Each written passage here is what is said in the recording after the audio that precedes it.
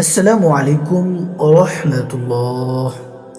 প্রিয় দর্শক, আজকের এই ভিডিওতে আমরা জানব মহিলাদের এবং পুরুষদের আশরার নামাজ পড়ার নিয়ম কি, লাইলাতুল আশরা নামে কোনো বিশেষ নামাজ আছে কিনা এবং মুহররম মাসে কোনো নির্দিষ্ট নামাজ কত রাকাত পড়তে হয় কিনা।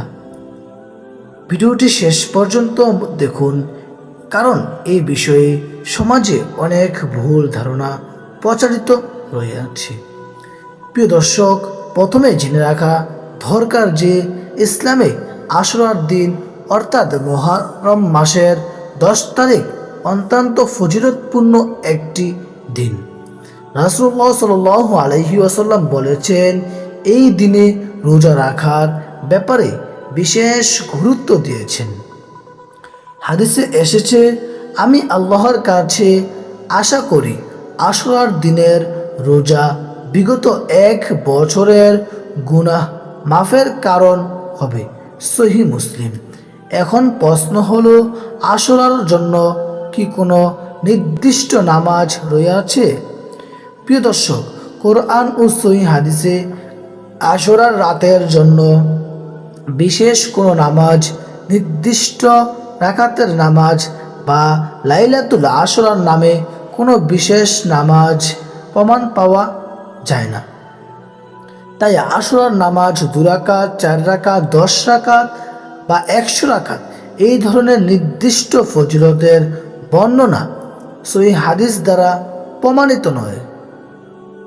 তবে কেউ যদি আল্লাহর সন্তুষ্টির জন্য তাহাজ্জুদ, নফল নামাজ, তওবার নামাজ বা সাধারণ নফল ইবাদত করেন, তাহলে অবশ্যই সওয়াব পাবেন ইনশাআল্লাহ।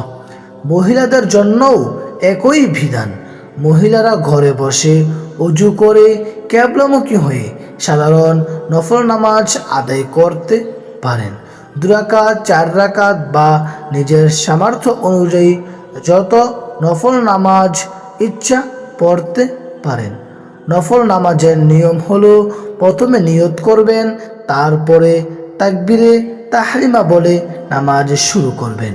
সূরা ফাতিহার সাথে কোরআনের অন্য সূরা পড়বেন। রুকু, সিজদা ও বৈঠক যথাযথভাবে সম্পূর্ণ করবেন। নামাজ শেষে আল্লাহর কাছে দোয়া করবেন। প্রিয় দর্শক, মুহররম মাসের সবচেয়ে গুরুত্বপূর্ণ আমল হলো বেশি বেশি নফল রোজা রাখা। বিশেষ করে 9 ও 10 মুহররম অর্থাৎ 10 ও 11 মুহররম রোজা রাখা। বেশি বেশি তওবা ও ইস্তেগফার করা, কুরআন তেলাওয়াত করা, দুরূদ শরীফ পাঠ করা, দান সদকা করা। আল্লাহ তাআলা বলেন, ফাস্তাকিমুল খায়রাত, অর্থ তোমরা সৎ কাজে প্রতিযোগিতা করো। সূরা আল বাকারা। তাই আমাদের উচিত ভিত্তিহীন আমল থেকে দূরে থেকে কোরআন ও সহিহ সুন্নাহ অনুযায়ী ইবাদত করা। আল্লাহ তাআলা আমাদের সবাইকে মুহররম মাসের ফজিলত অর্জন করার তৌফিক দান করুন, আমিন। ভিডিওটি ভালো লাগলে লাইক দিন, শেয়ার করুন এবং ইসলামিক ভিডিও পেতে শরিয়া আমল চ্যানেলটি সাবস্ক্রাইব করুন। আসসালামু আলাইকুম ওয়া রাহমাতুল্লাহি ওয়া বারাকাতুহু।